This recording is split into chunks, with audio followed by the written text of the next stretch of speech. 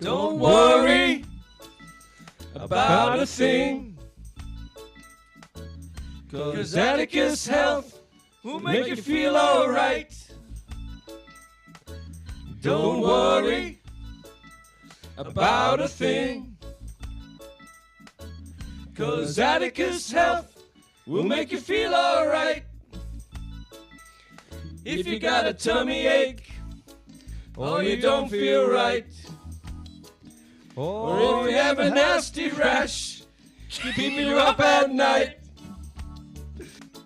don't worry about a thing. Don't worry. 'Cause Atticus Health will make you feel alright.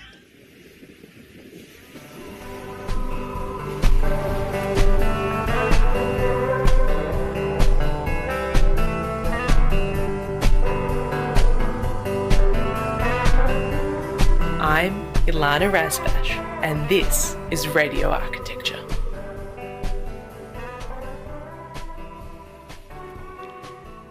Good evening from beautiful Bunurong country. We are broadcasting to you live on Radio Karam from the unceded Aboriginal land of the Bunurong Boonwurrung people of the Eastern Kulin Nation.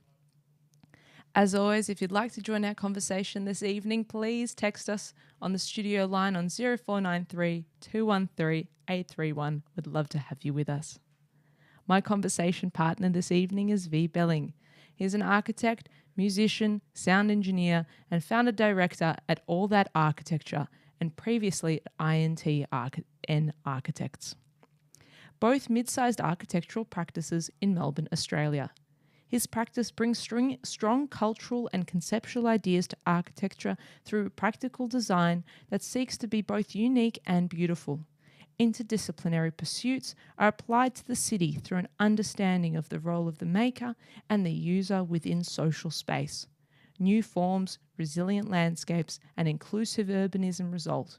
Numerous projects have been completed across Australia and beyond, with an inner city sphere of influence spanning from Melbourne to Cape Town, Doha, and New York. Welcome to the program, Zvi. Hello, Ilana. Thank you for having me. I'm so glad to have you on, and a little bit starstruck. Radio station royalty. You're such an experienced broadcaster. You're so experienced with sound.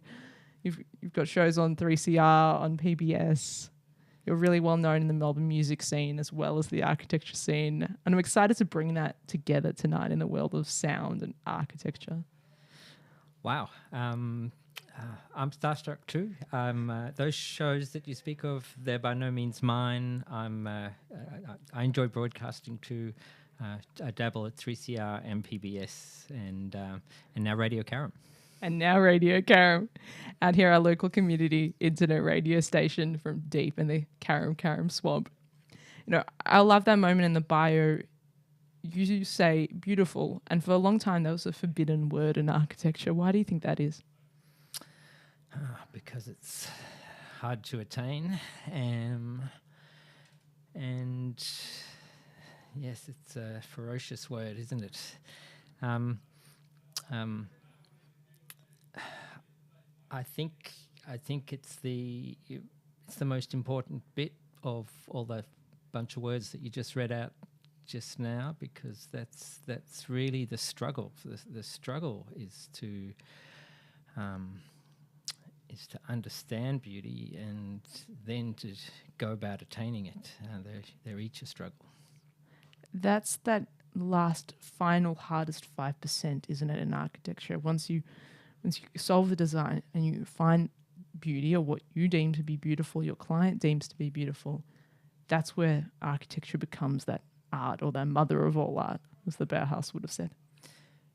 Yes, and even the pursuit itself should be beautiful. You've got to work out whether it's worth pursuing in the first place, because it's a lifetime, and it's difficult, and it's a big investment. And if there's beauty there, it's all worthwhile.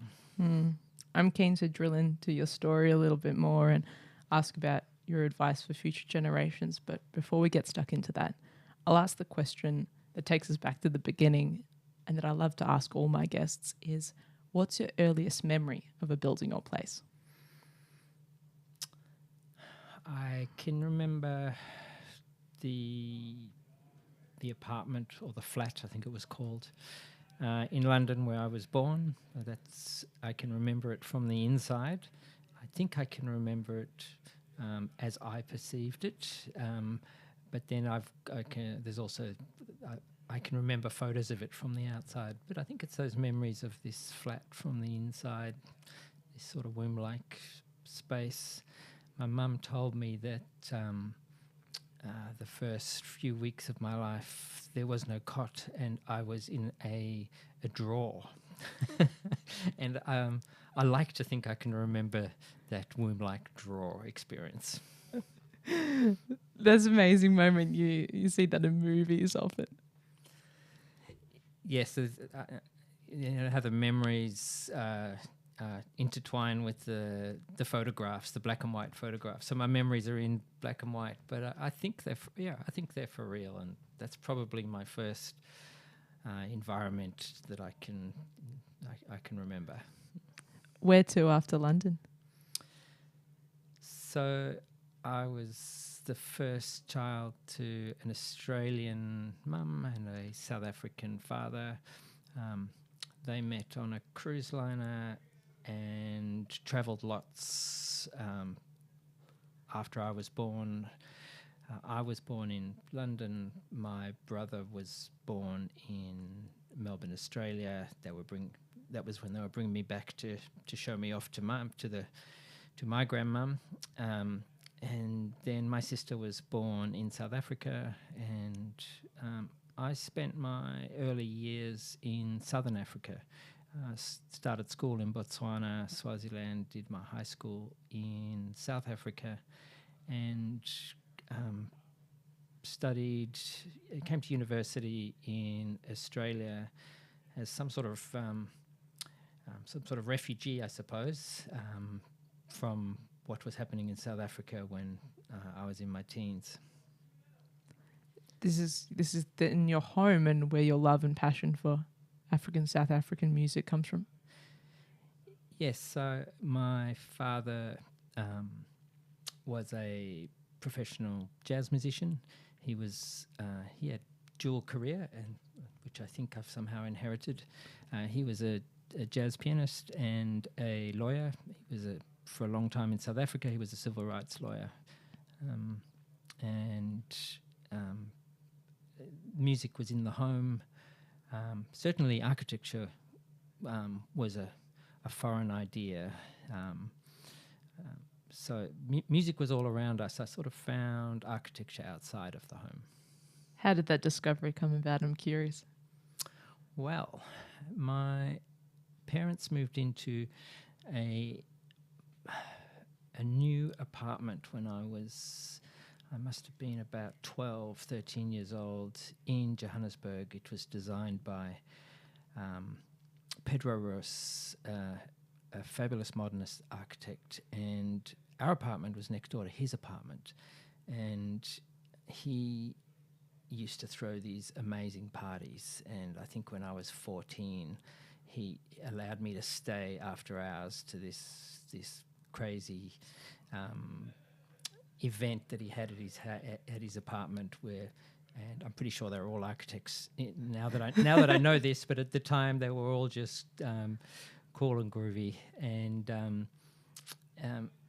I spent the night playing with building blocks. He had a room full of building blocks that he used to use to imagine his projects, and he must have seen some interest in me, and the next day he came over and gave me a copy of Tom Wolfe's Our House to Bauhaus, and that was how I read about architecture and thought about modernism as a young teenager. So it was my next door neighbour. Amazing. That's such a good story. What was Johannesburg like at the time? What was the architecture of Johannesburg like? I guess lots of parallels with colonial architecture in Australia, and parallels with sort of traditional cultures and vernacular architectures that had sort of been ignored, or perhaps where ideas from traditional African architecture somehow seeped into the colonial architecture. But it was, for me, I sort of always, maybe it was because I'd been tuned into modernism early, I only really took note of the sort of the modern buildings. Those are the ones I took photos of when I was a kid, and those are the ones that I sort of championed, and they became my inspiration to study and to become an architect. I think quite early on I'd already somehow rejected the colonial architecture and what it represented in the, it was the backdrop for the apartheid regime and for all the things that I disliked growing up in South Africa. Yeah. So it's always really interesting to hear about the ideas that we think that architecture is before we go to architecture school. And it seems like you were developing quite a robust picture. There was certainly a picture, but it was certainly not informed. It was very emotive, and I didn't like all the monuments to the founding fathers of the nation that to my mind at the time was a sham, and all of those monuments were in this quite, I guess, some sort of Edwardian style. Yes, now that I think about it, at the time they were just that was just what all the buildings in Johannesburg looked like. Tell me about the journey to Australia. So I came quite young. I had a soft landing because my mum's Australian, so I had a grandma here who took good care of me. But I had to leave in a hurry. I had the rebel in me had. I was assisting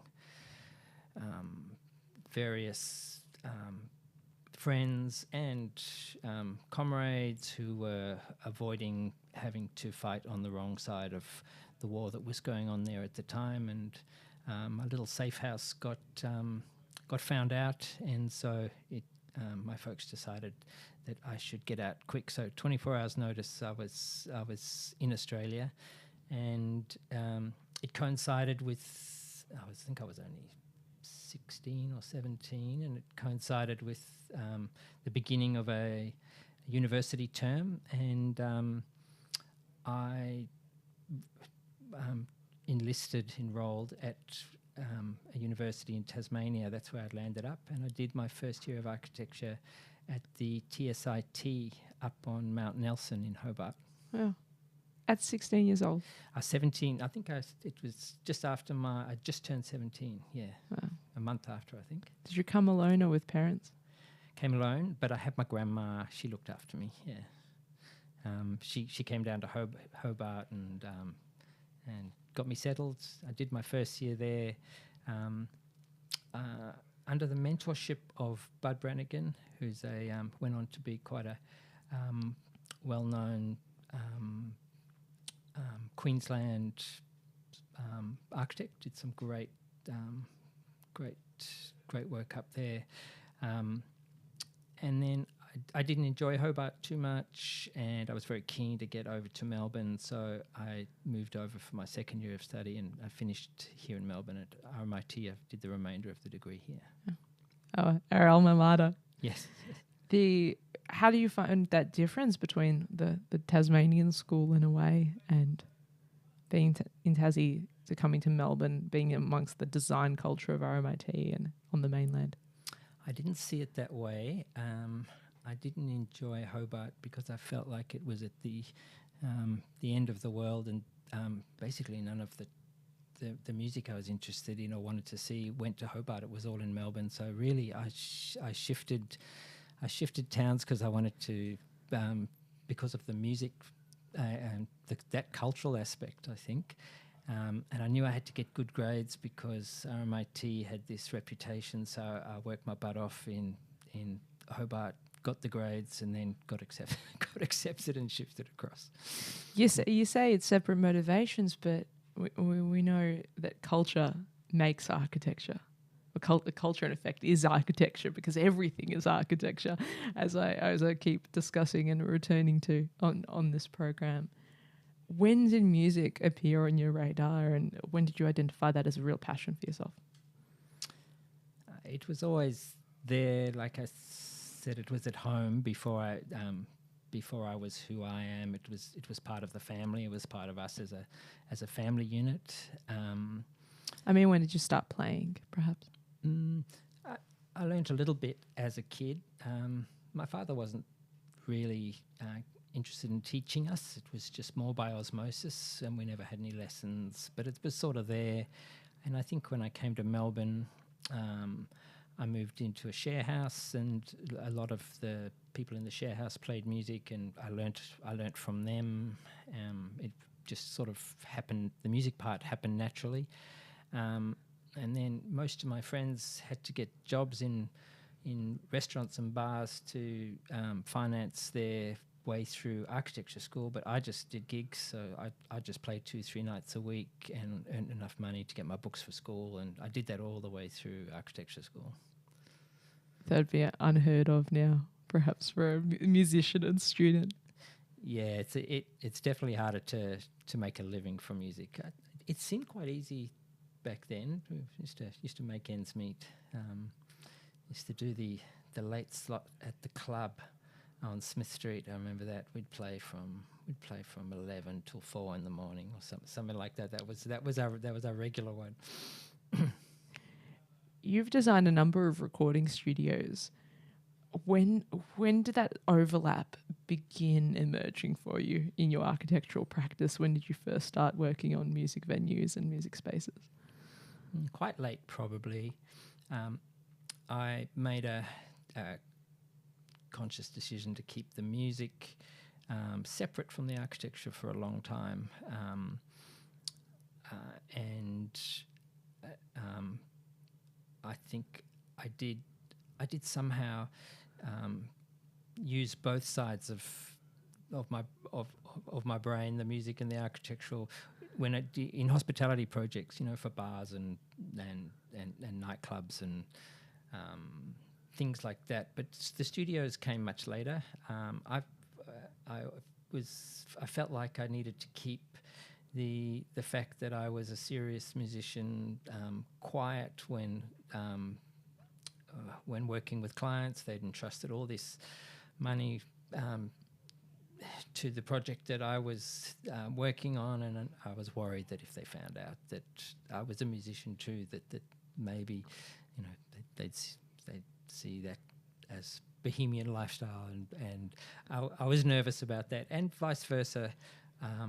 I didn't always tell my music colleagues that I had an architecture practice and that I had a day job, and somehow thought that they might think less of me. But that cat's out the bag now, and now I'm quite happy to integrate it all, and I'm now looking for ways to find projects that maybe can work with both sides of that. And recording studios are one, radio stations, and various others. Yes. Let's talk about your latest venture, All That Architecture. Firstly, the name. What does the name mean? Agonised over the name. Most architects name their practice after themselves. Guilty. Yes. or as I did with my firm of 25 years, ITN Architects, we named that after nothing particular, except that we, as we were architecture students when we started that firm, and we just felt like all of the established, respectable firms had 3 letters, and if we had 3 letters too, that perhaps we would get some work. And That's such a funny stereotype, isn't it? So we just picked any random 3 letters, ITN Architects, and And 25 years later, we're still going. Did you get work as students? I want to jump in there with a question. Yeah, we were working pretty. Our firm was up and running by the time we were in third year. Yeah, it was. We had quite a lot of projects, a lot of hospitality work. So, have you ever worked for somebody else? Only for about a year. I worked. In fact, I was in second year. I'd just come to Melbourne, and I thought I should work. I should work for someone. So I looked in the library, and I looked through the Architecture Australia magazines, and I went through tons of them going, oh, they're all terrible. I don't want to work for any of them. And then I found this one article where it was it was a couple of pages, a short monograph of John Wardle, and I just called him up and said, I'd like to work for you, please. And he told me to come in. And in those days, it was just me and him. And then he actually... he was quite busy and left, and I remember being in the office on the phone sorting things out by myself in John Wardle Architecture for a while. He got quiet, and then he put me on the tools on one of the houses that I'd drawn up, and that was a great experience too. So I worked for John for a year. That's wild. Yeah. And I've been unemployable ever since. Completely antithetical to these really conventional step-by-step narratives that we get told, and how you should plan out your career, how you should get experience, how you should build up to registration. And I think it's really important for listeners to hear that path isn't necessarily linear. It's not necessarily standard. And especially your story is particularly amazing. So let's circle back. All that architecture. Tell me about the name. Very good, because I didn't answer your question. I looked when I was looking to start fresh. I looked over the work I'd done to date, and there was a couple of projects that had certainly been published more than others, and I saw that maybe that's where I should lean into that aspect of my work a little bit. And they were projects where I had looked at hip hop as a starting point for architecture, or try to think about different ways that hip hop culture might be relevant to architecture. And I'd done these two projects, one the Hive graffiti apartments, and the other is the end-to-end building, which has the three trains. And I thought that I will lean into that a little bit for the new firm. So I called it All That. It's All That is a sort of slang term in hip-hop culture for excellence. I think the term might have... everyone says it. It's in lots of rap songs. But I think it was first... it was first said by the Fresh Prince of Bel-Air. I think he walked in and he was describing a girl he'd met as all that in a bag of chips. But I think where I heard that and where it came to my mind as a possible title for my firm was I was in New York, and I was having lunch with, would you believe, Fab Five Freddy, and he is famous for having coined that phrase. So, like, he's the originator. They say he's the originator of that phrase. Wow. So, in a way, it's a homage to him. He's a good friend. Definitely have to have lunch and close that loop. We want to see a selfie on your Instagram. Oh, there's plenty of those. Rounding out that story for us. What advice do you have for young architects, or the dreaded word emerging architects, those that aren't sure what to do with their career, where to go? Should they start a practice? Should they not? Yeah, I'm not sure it's advice. But I think if I look at the way I thought about it, and I'm not sure if I was right or wrong, but I don't see architecture as a discipline unto itself. It's architecture to be rich has to be informed. It has to be there has to be cross discipline. There has to be it has to be cultural in the broader sense. So I think people starting out should allow their architecture to be informed by everything except architecture. Like find ways to make it relevant and relevant to things outside of the discipline. Yeah, relevant to the world. Look outside, look beyond yourself, beyond the discipline. That's really what we try to do with these conversations on radio architecture. It's not every day that we actually speak to practicing architects, but some of my favourite guests are those such as yourself with overlapping interests and curiosities and those trajectories. So I'm obviously very interested in music, and in music, you'll often see music is most music is not self-referential. It's not music about music. It's generally about something else. The fact that a song has a name, that name is usually about something that is not just the notes. It's usually about something else, and that's why music is so rich, because it is already cross-disciplinary. And architecture suffers from being in quite a narrow groove, I feel. That gives me pause. I think I have to repeat that. Music is not self-referential, and music is amazing, and music is successful, and music sells. Why can't we do that as a profession?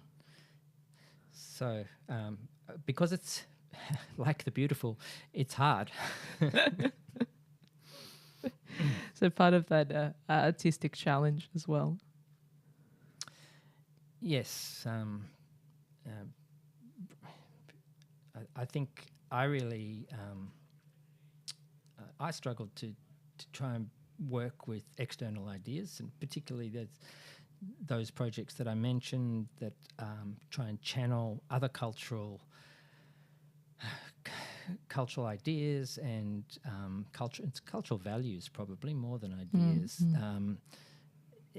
When you do that, it's difficult, and you've got to really be rigorous about it, because you can't do it flippantly. It has to be respectful, and it has to be thought through, and it has to be tested, and so because it's not just your own inspiration or your own input. You're bringing an entire community, you're bringing an entire history into your work, and you have to make sure that you are doing it with authority and that you are doing it with reverence. That's difficult. Absolutely. Very well said. A project that came to mind in that moment for me of yours is Easies. So Easies is just a subset of that project. I call it the end-to-end building, which is it's a new 5-story commercial building in Easy Street in Collingwood. Easy's is one of the tenants, and they operate a fabulous restaurant and, I'm going to say, cultural event in a portion of the building. And there's various other things that go on in that building too. It's a little community hub. I've actually just completed a recording studio in one of the trains, which is a technical challenge of itself. Can you imagine? I think for listeners, we've got to emphasize that these are real trains.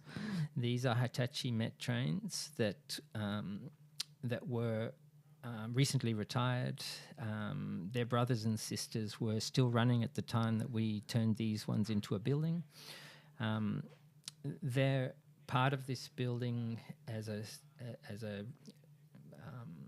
repurposing exercise, but they're there for their cultural relevance, as they're the canvas of for early early graffiti and for hip hop culture in Australia. Those are the trains that the kids would ride on in the late 80s and 90s, and yeah, they wore the culture, and they're up there to preserve it and to memorialise it, and for us to remember it. How did you convince people to put a train on the roof of a building? I couldn't. I had the idea for some time, actually. There are other buildings with trains on the roofs too. So I was not the first, but I couldn't actually convince a client to do it. So I actually developed that project with a couple of friends. We did it ourselves. It was the only way we were going to get it done. To be your own champion, to be your own advocate on that. What did you learn being client side or the developer position?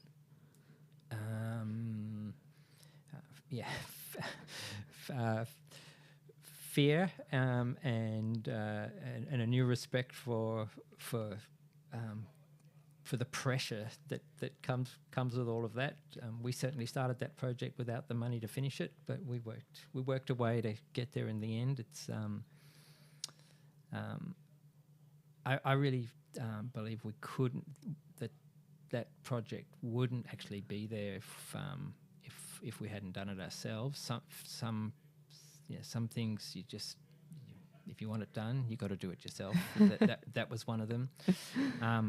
We were very excited about the cultural hip hop aspect of it from its inception. I think halfway through the build, we actually closed the site for a week so that we could turn it into an art gallery as a construction site, and we had this amazing graffiti artist from Holland called Does, D-O-E-S, and he painted the half-built building, and we had an exhibition in there, and because it was technically a building site, all of the public who came to view the art had to wear hard hats and had to be inducted onto the site. It was terrific. So we started using it for its purpose before it was even finished, and creating a cultural narrative and a cultural memory. Well, the memory is permanent because if you strip off all the plasterboard, you're going to see his paintings on the raw precast panels. That's amazing. I've heard a few other stories of architects commissioning murals in the process of construction and hiding it beneath the architecture, like the slab at the Lions House Museum. Yeah. is one example there. And we've just now that it's complete and it's in its user phase, we've just finished this putting a recording studio in the train of the at level 5, and a train is essentially a metal tube, and to get a flat response acoustic space in a metal tube was quite a challenge. And I just wanted to ask about the acoustics. What did you come up against in there? Well, not only did the brief was even trickier because it wasn't just for a recording studio; it was for a mastering suite. So that is an even the bar is even higher on the acoustic outcome.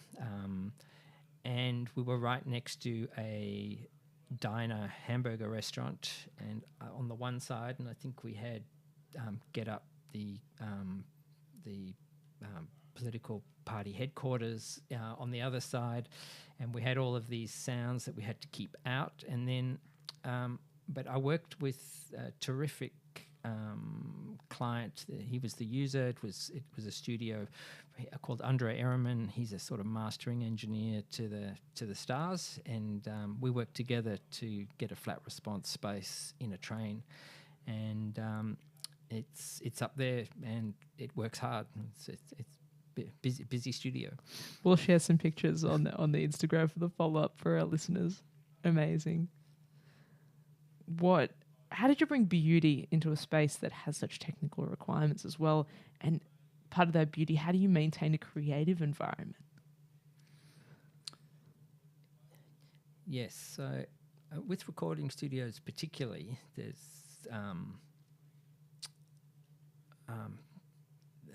a lot of, the brief is all about how it should sound and all of these technical requirements.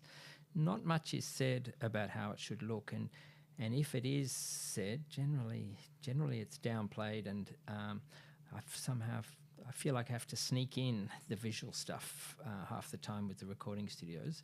But I've come to realise that it's actually very it's very important, and and if it's not there, that the some of the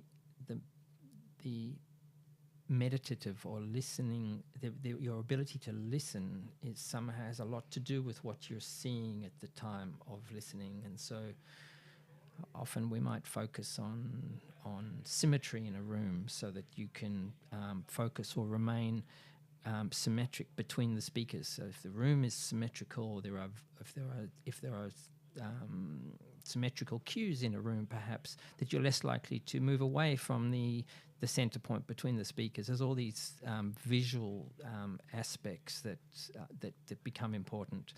And I think the beauty is in the moment that these things sort of click into place and start to work, and the technical requirements are met, and it sounds right, and people won't say that it looks right, they'll say that it feels right, but I think it's all the same thing.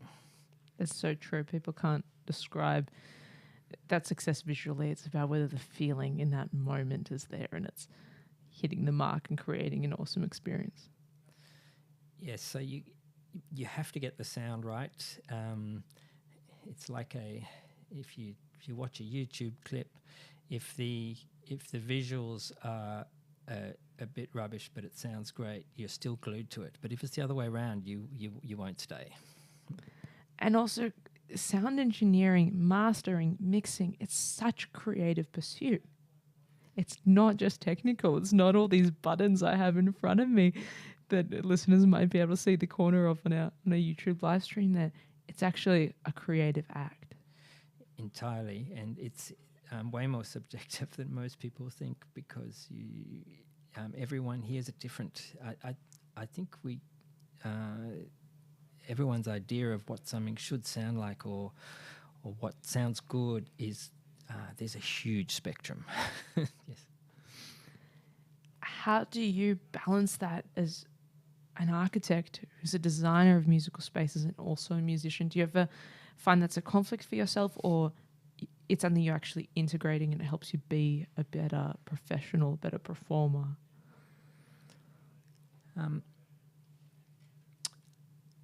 I think I often, when I'm playing music, I should mention I'm a working musician. I'm a career musician. I compose and I run bands, and I play acoustic and electric bass in various groups. And I think when I'm actually playing, I don't really think about space and environment. I think more about it's some sort of code in my brain about patterns and things like that. That maybe that's a way to relate it to architecture, but it's certainly not about spaces, and it's not even about sonics in a room. I think I need to be sitting down with pen and paper and I need to be the architect before I can start thinking about that. If that makes sense. There's a different zone of yourself or a different headspace that you access in those moments. And where can listeners tune into some of your music and composition and some of your band's work? So there's various. If you'd like to be immersed in it in the moment, every Wednesday I perform at Old Plates, which is a small record store on Brunswick Street, which I was the architect for as well, and my good pal Manchild, who's a broadcaster too on PBS. It's his record store and bar, and we play there every Wednesday, and we play exclusively South African jazz, and got a terrific band, and there's some OGs in that group who basically invented that music, and we're lucky that they live here in Melbourne. It's very special. The music's played the way it should be. And then I run the Public Opinion Afro Orchestra, which is a sort of 17-piece Afrobeat extravaganza. We tour quite a bit with that band. We just brought out Ebo Taylor to perform with us recently. We did some shows with Femi Kuti a little while ago, and we've actually got another big international show coming up in a few weeks' time, but I'm not allowed to say what it is yet. Ooh, sneak peeks.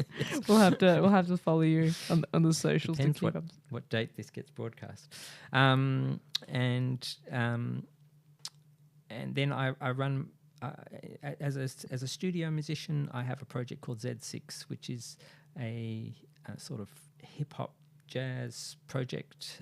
I've been working with rappers and hip hop music for most of my life, and I also work in a Senegalese funk band called the Afrobiotics, and we've just come back from a tour of Senegal. Apparently we were the first Australian band ever to tour in Senegal, which was quite remarkable, and we're certainly going back soon. It was amazing. And various freelance sort of things. I still like to just go and play with whoever asks me, and and that's the nature of jazz music, is to just play. Amazing. What makes African jazz unique? And you mentioned the way it's supposed to be played. Tell us a bit about that. It's a very good question. When I was younger, when I was growing up, people used to be quite disparaging about African jazz, particularly South African jazz, and say that it was harmonically inferior or that it was too simple. And there are less chords in it, perhaps, or the progressions are perhaps simpler, but it has a richness in the rhythms and in the I hope I can say this, the spiritual aspect of the music. And South African jazz has this power to where instrumental music can actually contain quite real concepts and ideas.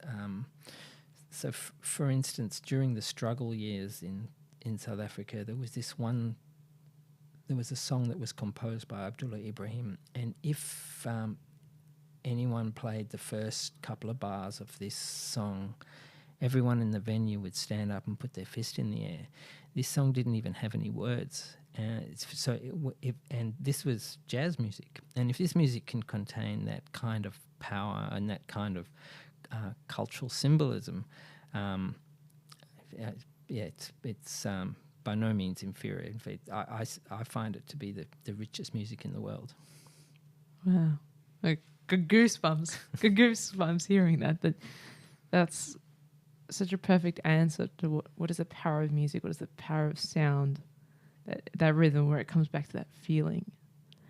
There's a question I've been asking people lately, and that's, what does great sound mean to you?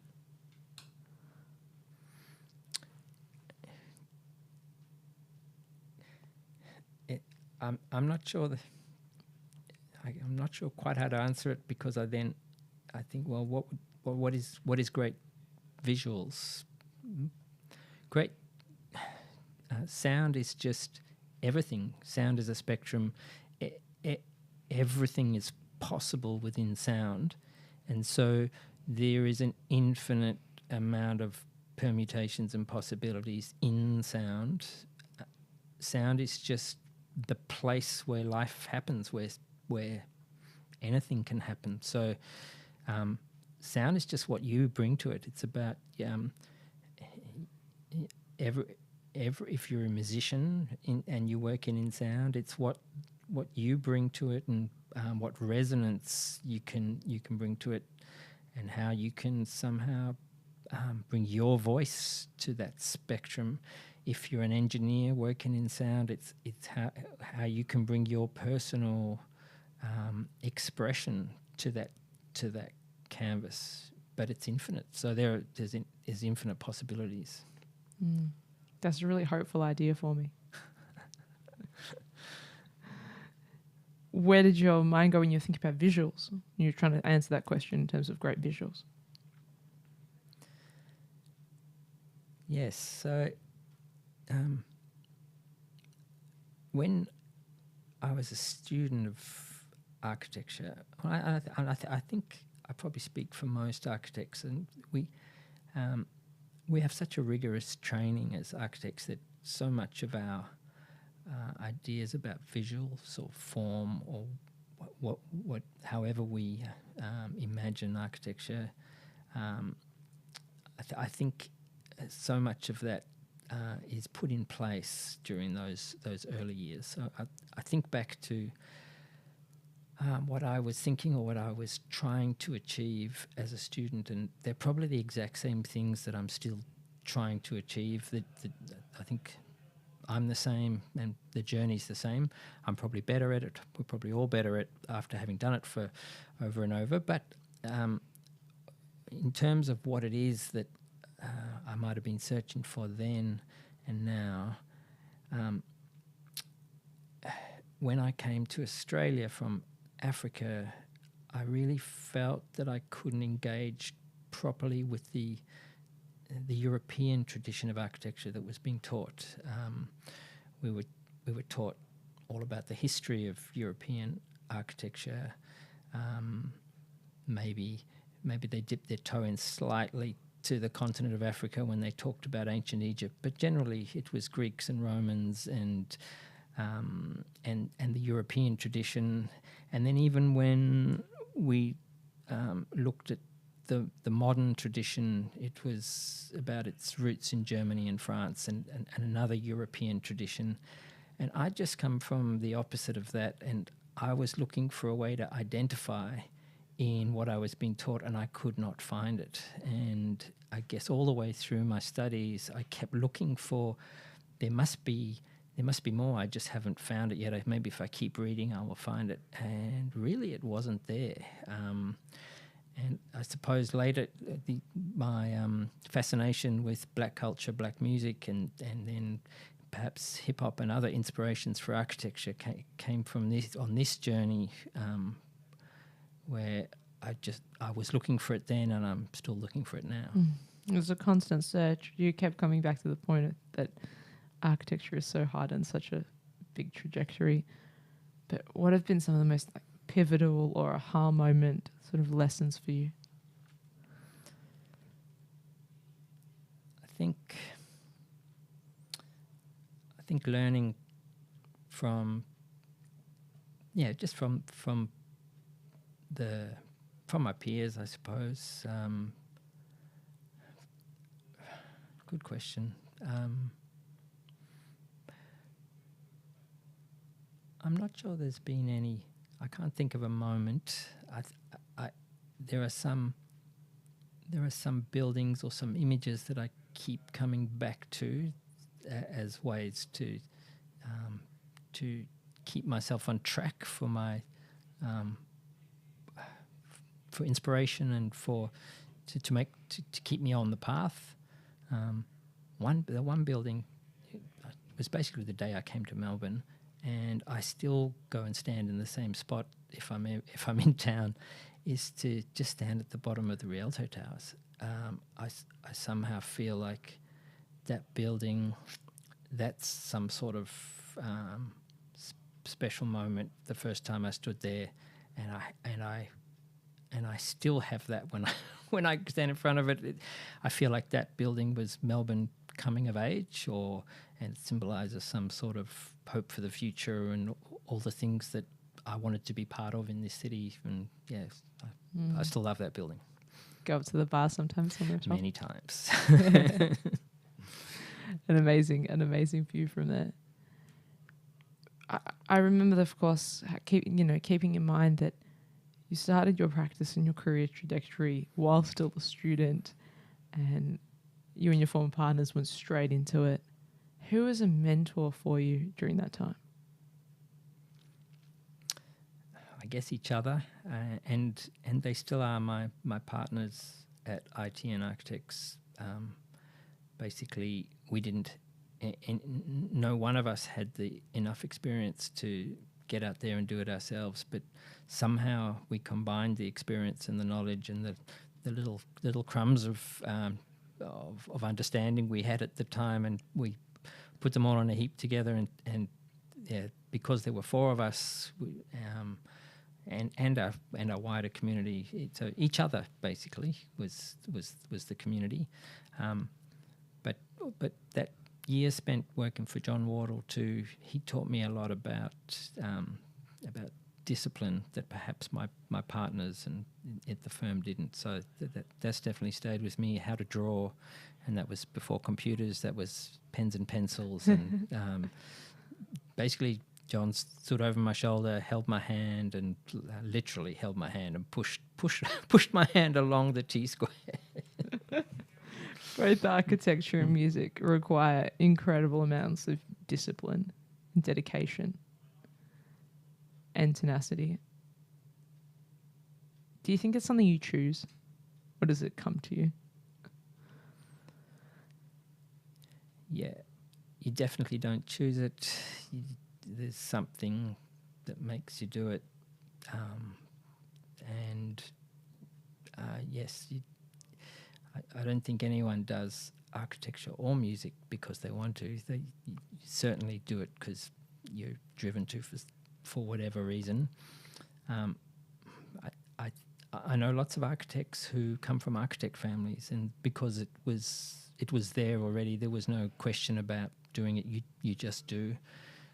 That was the same for me. The music was always there. I had to go and find the architecture myself, but once I got there, there was no question. I don't think I've asked myself that question many times in my life. Maybe once or twice when it all got too much, but generally just forward. Forward and onwards. What gives you hope? I've seen impossible situations turn good, and I know there is the possibility for positive change. I've seen it happen, but I've also seen the cost and the effort involved, and the hope somehow wrapped up in the understanding of how hard it is and what's involved in making that change, but it's worth it. Mm. What advice do you have for other practitioners who aren't sure about their place in practice, about or their creative journey, whether they think they're too multidisciplinary, they have too many interests? What can you share about their sort of feelings and some advice for people? You got to love it, and all of those, whatever the interests are, you got to absolutely love it. I had one of my my staff come up and actually ask me that question last week, and I spent probably longer than this interview trying to respond to him about that. But it was, I think in the end, just wait till you're ready, because when you're ready, you know, and just make it about life. Don't make it about career. That was what we were sort of talking about. I think that's an excellent point and an excellent takeaway for listeners to pause on. Thank you so much for joining me on the program, Zvi. Thank you, Ilana. Thanks for joining me for another evening of Radio Architecture with Ilana Razbash. This live show was broadcast and recorded in the Radio Karim studio on Bunurong country. You can replay the show wherever you get your podcasts. Thanks for tuning in and supporting community radio. Take care. Hey, I'm Apollonia from the band Frenzy, and we're all for community radio here at Radio Karam.